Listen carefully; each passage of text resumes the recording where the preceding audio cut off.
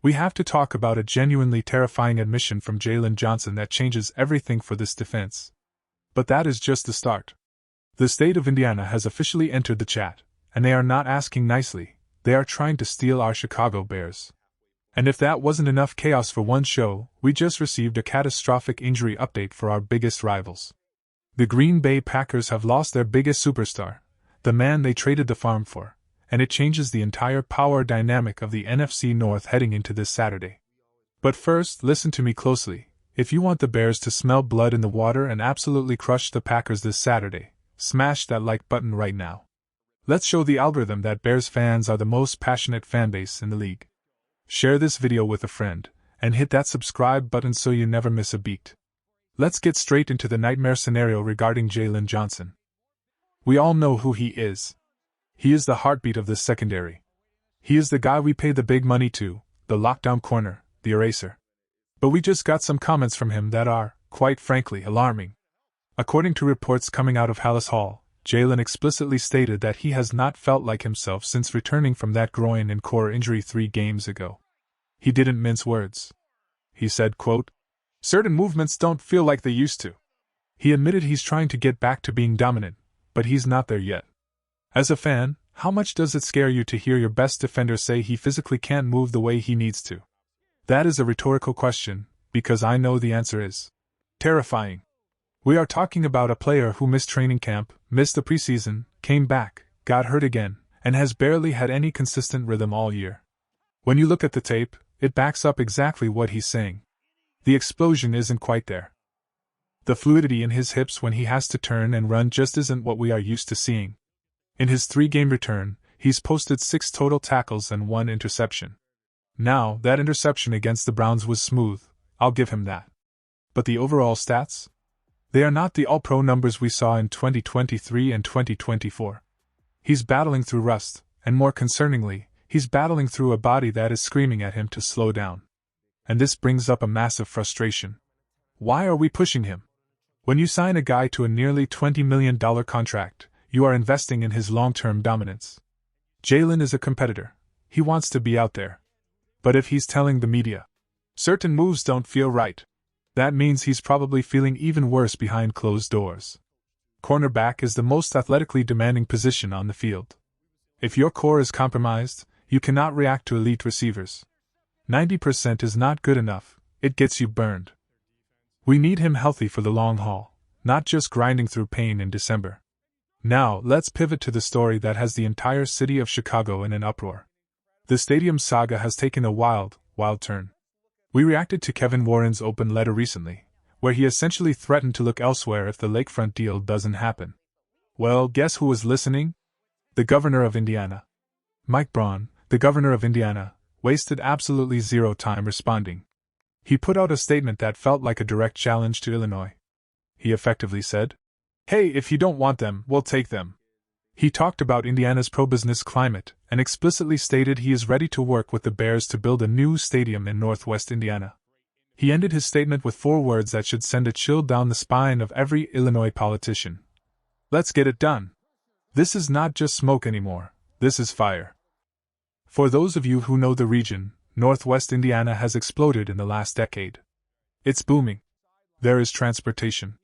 It is technically feasible. But here is the massive elephant in the room. Does Kevin Warren actually want to move the team to Indiana, or is this the ultimate leverage play? Warren's letter specifically named Northwest Indiana as a place they need to critically evaluate. He claims it's not about leverage, but come on. We aren't born yesterday.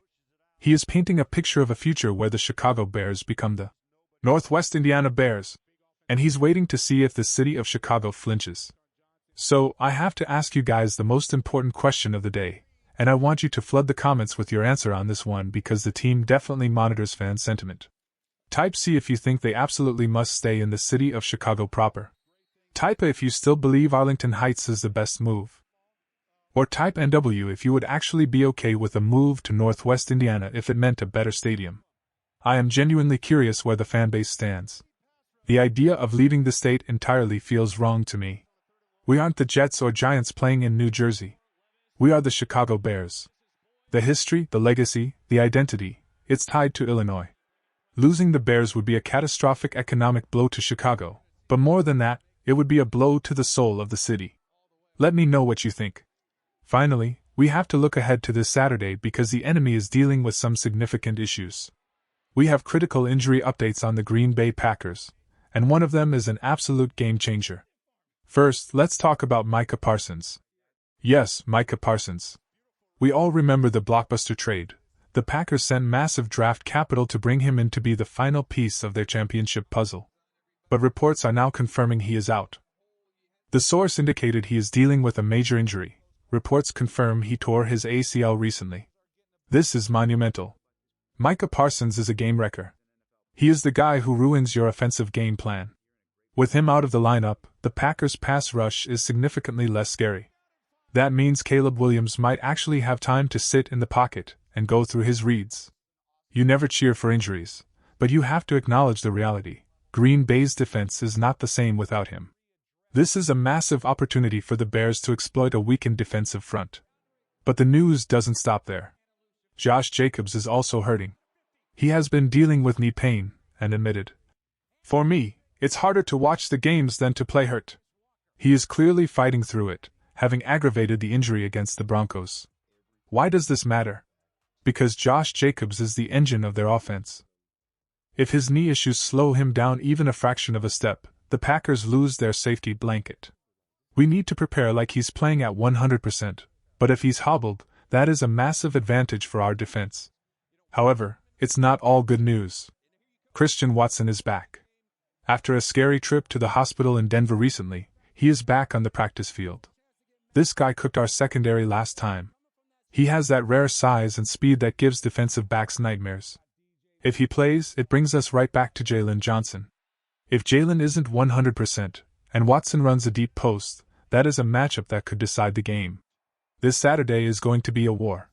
You have a Bears team trying to prove they belong. You have a superstar corner battling his own body.